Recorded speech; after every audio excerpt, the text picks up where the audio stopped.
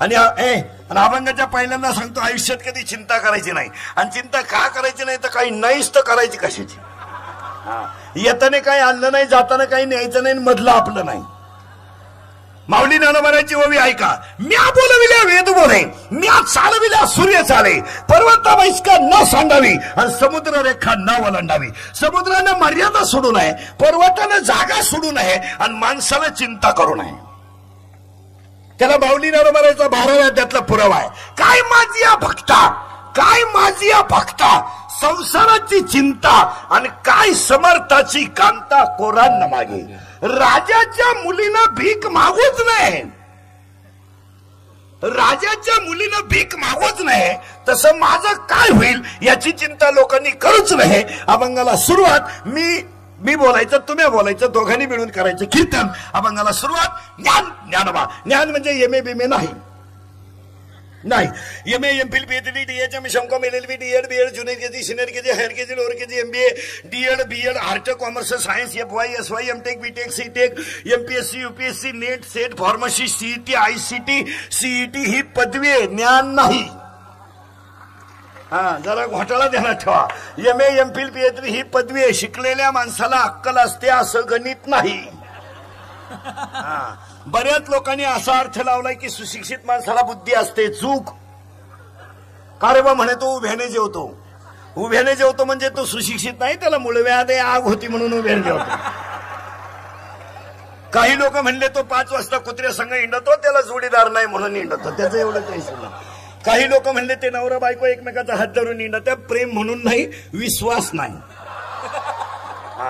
आता आमच्याकडे सुशिक्षित कोणाला म्हणतात ऐका, ज्याने आईच्या डोळ्यात पाणी येऊ दिलं नाही, बापाची मान खाली होऊ दिली नाही आणि हिंदू संस्कृतीला कलंक लागू दिला नाही, त्याला सुशिक्षित म्हणतात. आणि जगातले पहिले सुशिक्षित ज्ञानोबाराया म्हणून त्याचं नावच काय, ज्ञान देव. ज्ञान देव, ज्ञानाशिवाय देव नाही, देवाशिवाय ज्ञान नाही, दोन्हीशिवाय सुख नाही. सुखी होण्याचं भजन लिहून घ्या लिहून भजन. निवृत्ती ज्ञानदेव सपन मुक्ताबाई एकनाथ नामदेव तुकाराम. निवृत्ती ज्ञानदेव सपन मुक्ताबाई एकनाथ नामदेव तुकाराम. अर्थ लिहून घ्या त्याचा. निवृत्त हो, ज्ञान मिळेल. ज्ञान मिळवणं सोपं आहे, फायदा तुला मुक्ती मिळेल. तो देव एक आहे, त्याचं तू नाम घे, त्या देवाचं नाव तुकाराम आहे. ऐका परत. साय बाजूला कर, खाली दूध आहे. राग बाजूला कर, आत विस्तव आहे. ढग बाजूला कर, वरती आकाश आहे. तुझ्यातला अज्ञान बाजूला कर, तू ईश्वर आहे, याचं नाव ज्ञानदेव आहे. ज्ञान विषय संपला. ज्ञान म्हणजे एम ए बीमे नाही, ते तुमचं तुम्ही पहा. ते तुमचं तुम्ही पहा. पुढचं दुसरं वाक्य सुरू झालं. वैराग्य तुकोबा. पटापटा पुढे. वैराग्य म्हणजे काय, भाकरी खात नाही, सफरचंद खातो, चहा पित नाही, दूधच आणतो, बायको करीत नाही, व्हॉट्सअप वापरतो. हे वैराग्य नाही, हे वैराग्य नाही. हो मग वैराग्याची व्याख्या नीट आहे का, वैराग्याची व्याख्या नीट आहे का. ज्या पुरुषाला आपली पत्नी सोडता जगातल्या सगळ्या स्त्रिया आई समान दिसतात, याचं नाव वैराग्य. आणि दुसरी व्याख्या वैराग्याची, ज्याला सोनं आणि माती समान दिसते तो खरा वैराग्यवान. जो ज्याला खरं वैराग्य, सोनं आणि माती ज्याला समान दिसते तो वैराग्यवान. 2 शब्द संपले. भक्ती, आपलं ज्ञान आणि वैराग्य. तिसरा शब्द सुरू झाला भक्ती नामदेवराया. आता भक्ती म्हणजे काय, माळ घालणं, गण लावणं, कीर्तन करणं, प्रवचन करणं, बायकापोर सोडून मुंबलं धिन्न, 1.5 तास देव सोडणं, मोकाल ठिकाणी गण लावणं, ही भक्ती नाही. देवाला गेला आणि तिकडे गेल्यावर पेला, गाडी खाली गेला आणि मेला, आणि पेपरला बातमी आली भाविक ठार झाला. मग आता एवढे जर भाविक येत, आम्ही एवढे चोर रे का, हे असं झालंय. ही भक्ती नाही ना. भक्तीची व्याख्या नीट आहे का. देहावरचं ममत्व कमी होणं, देहावरचं ममत्व कमी होणं आणि नामावरची प्रीती वाढणं, याचं नाव भक्ती. किती भक्ती करावा, किती करावं. गौरी कानाला लावावी आणि गौरीनं विठ्ठल म्हणावं, याला भक्ती म्हणा. गौरी कानाला लावावी आणि त्या गौरीनं विठ्ठल म्हणावं, आणि विठ्ठलानं सांगावं जिची गौरी विठ्ठल म्हणते ती जमावायची, याला भक्ती म्हणतात. दुसरं उदाहरण, ज्याचं हाड विठ्ठल म्हणेन ना, ज्याचं हाड विठ्ठल म्हणेन ना, ते माझ्या चोखोबाच आहे. मातीमध्ये गेलेली हाडं कानाला लाव आणि कानाला हाडं लावा, आणि ज्याचा आवाज विठ्ठल येईल ते माझ्या चोखोबाच आहे. म्हणजे चोखोबाचं हाड सुद्धा भक्तीच करता येईल, याचं नाव भक्ती. पुढे जाऊन सांगू, चोखोबाचं हाड तर लावा, पण ज्याच्या घरामध्ये मी दळू लागतोय त्याला भक्ती म्हणा. 3 शब्द संपले. ज्ञान ज्ञानोबा, वैराग्य तुकोबा, भक्ती नामदेवराया. आणि आज कीर्तनाला घेतलेला अभंग नामदेवरायांचा आहे. मागणी पर आहे अभंगाला सुरुवात. आणि आज कीर्तनाला घेतलेला अभंग नामदेवरायांचा आहे. आणि कीर्तन दर्डा साहेबांच्या अभिष्ट चिंतनाचं आहे. त्यांचे कट्टर कार्यकर्ते बबनराव, त्यांचे परिवार, पप्पू डिडोरे यांनी 17 वर्षापासून चालवलेला कार्यक्रम, त्याच्यामध्ये 100रावा सुद्धा त्यांच्याकडून दर्डा साहेबांचा आपल्याकडून व्हावा यासाठी देवाकडे केलेली प्रार्थना. दर्डा साहेबांचं नावच लोकमत आहे.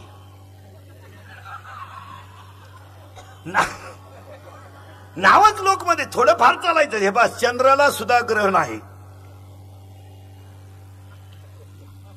चंद्राला सुद्धा ग्रहण आहे, सूर्याला सुद्धा ग्रहण आहे. आणि सूर्याला सुद्धा 3 अवस्था आहेत, सकाळ, दुपार, संध्याकाळ. एवढंच दर्डा साहेबांनी ध्यानात ठेवायचं. बारीक मुद्दे ऐकायचे फक्त. ज्ञान ज्ञानोबा, वैराग्य तुकोबा, भक्ती नामदेवराया. आणि आज कीर्तनाला घेतलेला अभंग नामदेवरायांचा आहे. मागणी पर आहे. अभंगाला सुरुवात करण्यापूर्वी 2-3 वाक्य ऐका.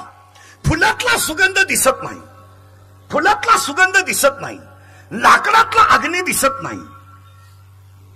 फुलातला सुगंध दिसत नाही, लाकडातला अग्नी दिसत नाही, दुधातलं लोणी दिसत नाही, तसं माणसाच्या मनातलं पाप दिसत नाही, पण ते काम दाखवल्याशिवाय राहत नाही.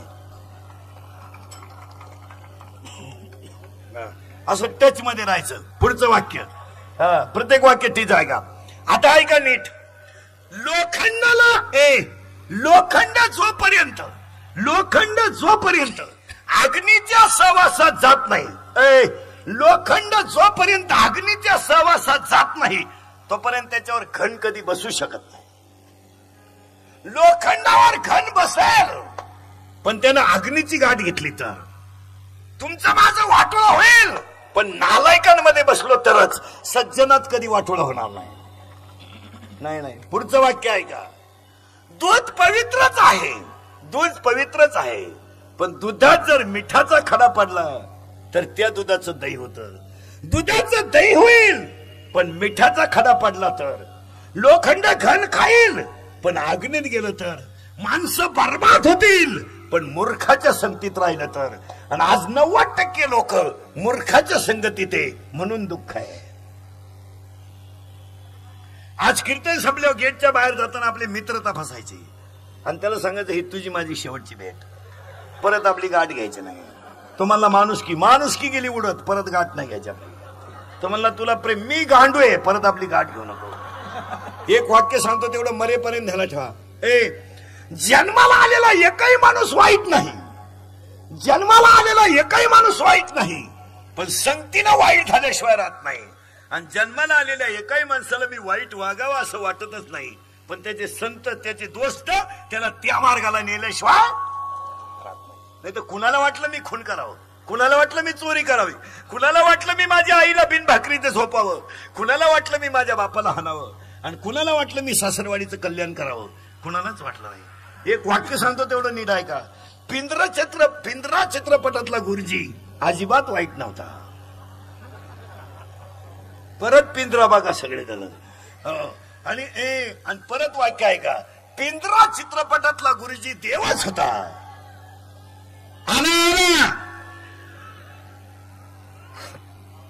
आला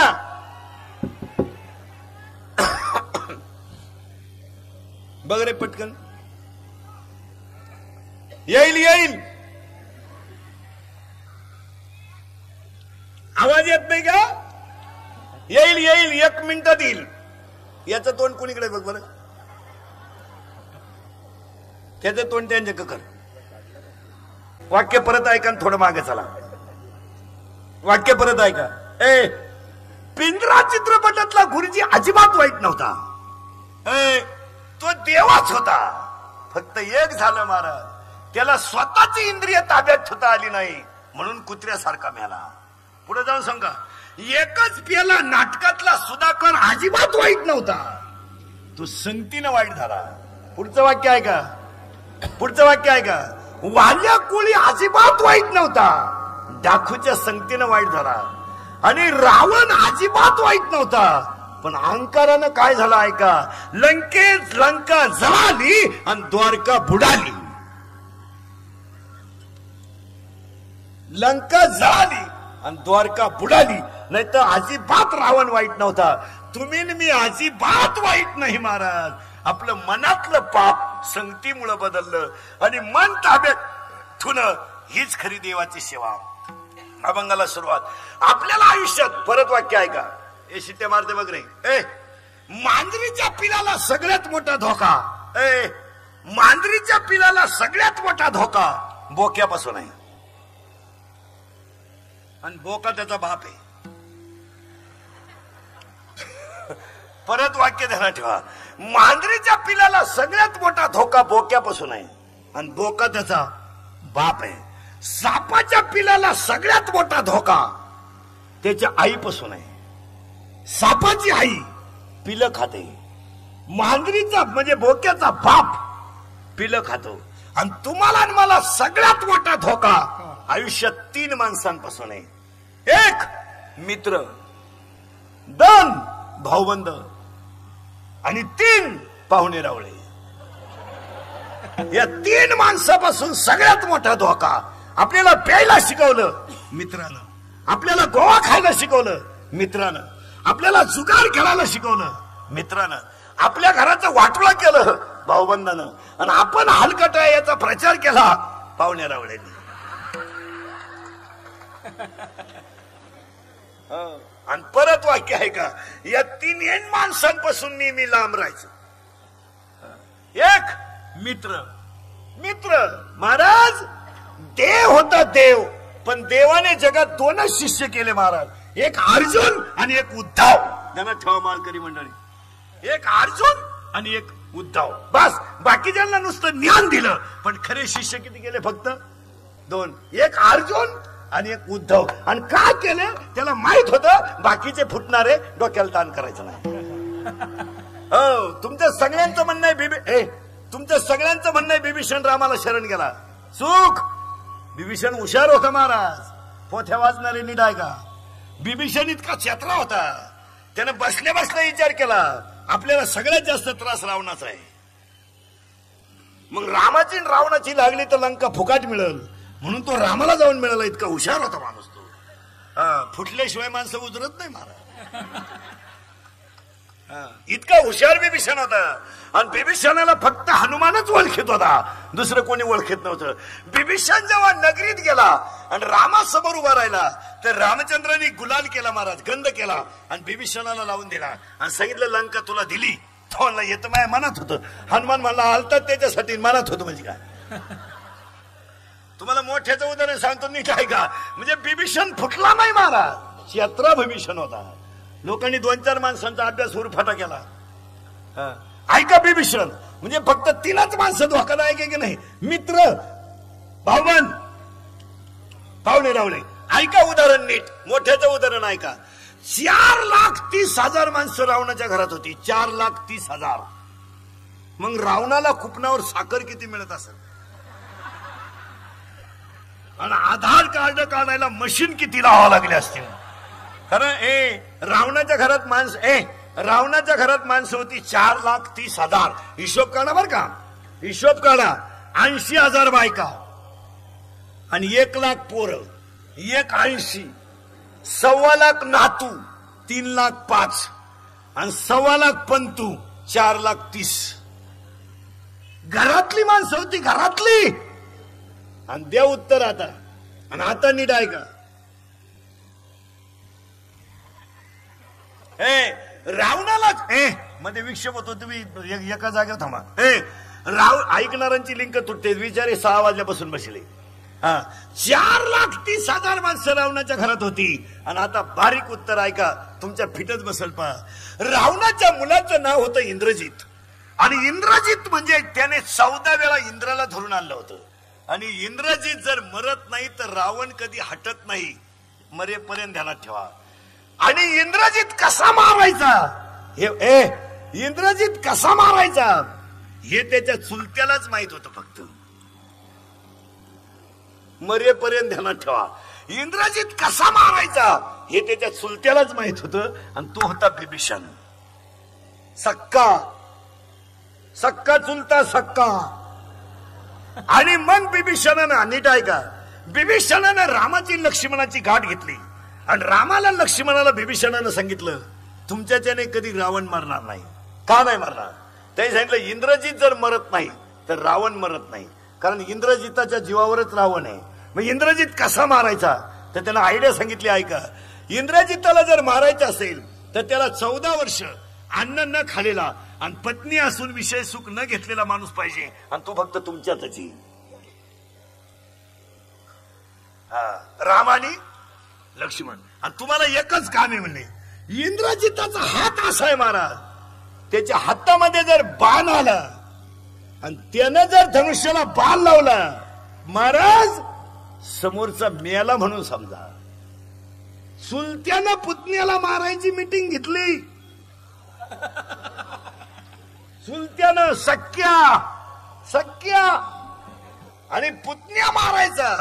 तर मीटिंग फायनल झाली आणि मीटिंग मध्ये असं ठरलं, इंद्रजितानं सांगितलं, फक्त बिभीषणानं सांगितलं रामाला आणि लक्ष्मणाला, जर त्याच्या हातामध्ये बाण आला तर तुमचा सुद्धा कार्यक्रम होईल, फक्त त्याच्या हातात बाण येता कामा नये.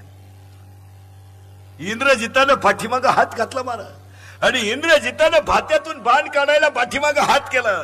समोरून असा बाण आला महाराज की इंद्रजिताचा हात खवटापासून उडाला आणि उडालेला हात अंगणात जाऊन पडला.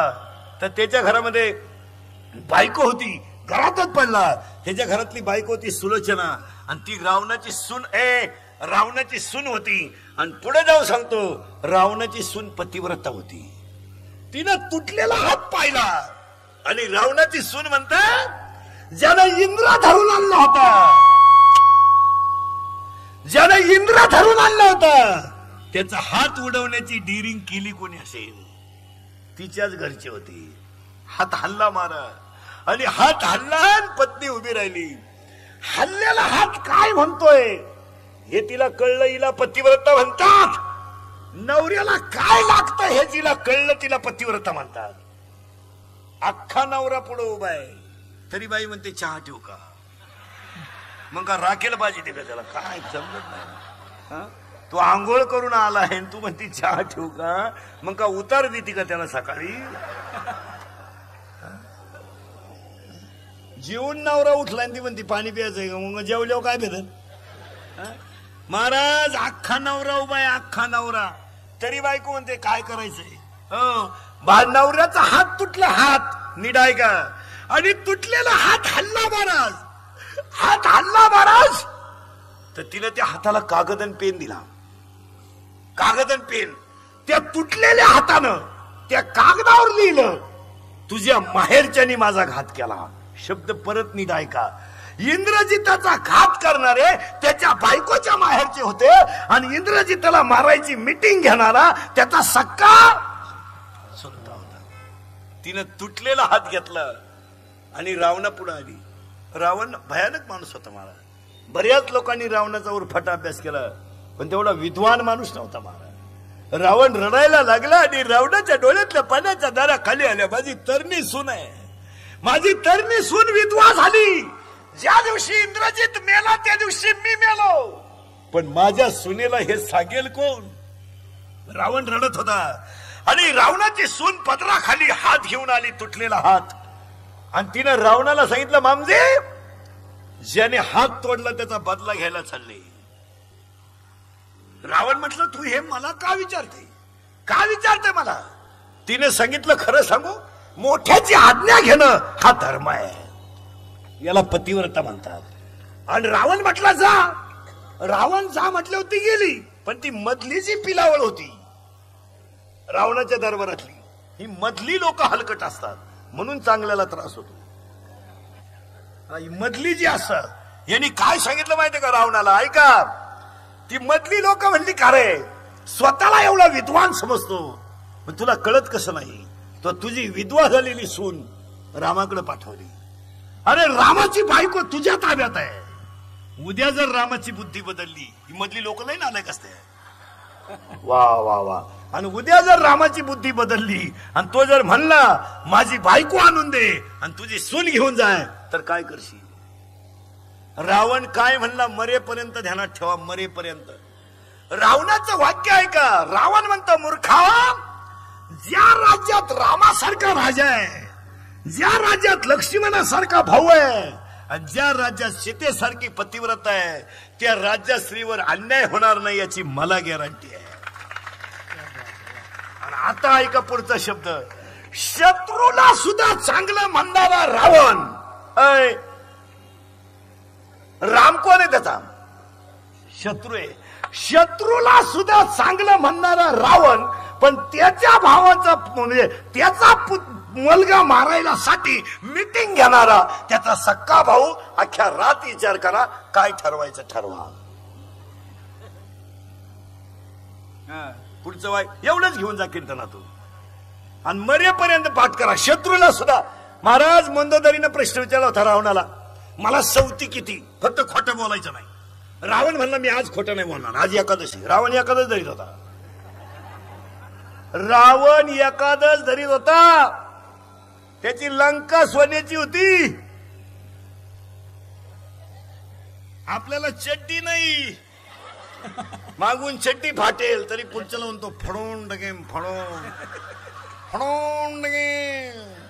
अरे मग ही कोण शिवीन? येड्या. हो, आपल्याकडे काय, जमीन विकली, ट्रक घेतली, तिच्यावलीला आल्या घरी सुखी राहा. ती ट्रक दुसऱ्याला उधार इकली, मग यानं तिच्यावलीला हीच खरी दौलत. आणि ती ट्रक बँकेनं ओढून नेली, मग यानं लिहिलं नादच खुळा. घेतलीच का? हो, ट्रकवर सगळं गबाळ लिहिलं, घरातलं बंटी वंटी संटी फंटी गुंटी, आणि त्याच्या खाली बारीक अक्षरात लिहिलं बँक ऑफ महाराष्ट्राच्या सौजन्याने. कशाला घेतलं येड्या? लोक इस्त्री पाहतात, कर्ज पाहत नाहीत. लोक गाडी पाहतात, तिचे हप्ते पाहत नाहीत. लोक बंगल्याचा कलर पाहतात, गौंड्याची उधारी पाहत नाहीत. लोक बायकोचं रूप पाहतात, तिचे गुण पाहत नाही. ज्यांनी ज्यांनी रूप पाहून बायका केल्या, त्यांच्या बायका निघून गेल्या. मला वाटोळं झालं त्यांचं. हो, कारण 5 वर्षानं ह्या जग 5 वर्षानं ह्या जगात 2 गोष्टी मिळणार नाहीत महाराज. माती आणि मुलगी. माती आणि मुलगी मिळणारच नाही महाराज. हो, मिळणारच नाही. बायको माती आणि मुलगी मिळणार नाही. ज्यांना बायका मिळाल्या ते वाचले, पण जे राहिले ज्यांचे लग्न राहिले ते राहिलेच. ते आता असेच गणपती बुडवाया, नवरदेव मिरवायला बजाव, पप्पी दे पारोला. त्यांचं मित्र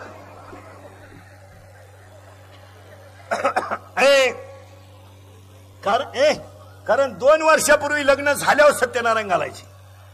आता जमलं तरी सत्यनारायण घालायची पाळी आली. जमलं बुवा. अहो, जमानाच 35 नवरदेव आहेत आपल्याकडे. 15च राहिले मरायला. अहो, जोडीदारांचे ऑपरेशन झाले. हा गडी तसाच 42 पुरी पाहिल्या. एका पोऱ्यानं नाही पसंत केला 42. मग त्याला एक माझ्यासारखा भेटला, म्हणला मिळेल ती करून टाक. त्यानं पोरगी पसंत केली, पण त्या पोरीच्या आईनं नवरदेव पाहिला. ती म्हणली भिकाऱ्याला पोर देईन पण याला द्यायची नाही. त्यानं निबार कानपट्टी ठेवून दिली बायकोच्या मध्ये. का बोलली? ती म्हणली बोलली नाही, मला मारून टाकलं तरी मी याला पोरगी देणार नाही. का देणार नाही? तर हा पहिला मला पाहायला आलता.